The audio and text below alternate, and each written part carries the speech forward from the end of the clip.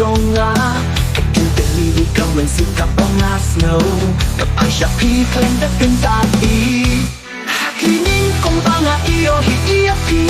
Kecini kasiyaw yakang musim jonga Kabapi ang pekenga katanga Shochin gitip yapi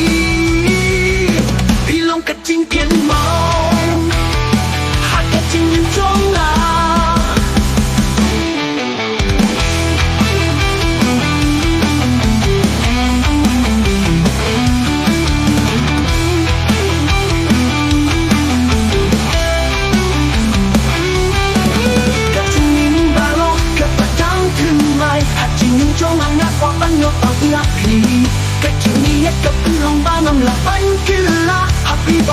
Kacing kim chong ha kashong Hakinin kong banga iyo hiiyapi Kacing iya kasiyaw yakang musim chong ha Kabapi ang pekenga katanga Shochin gitip yapi Bilong kacing kin mo Hakacing kim chong ha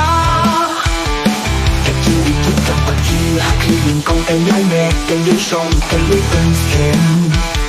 Napakapan ino Napisising rin na tong kapag kacing kirmong Mga looy at yung jong na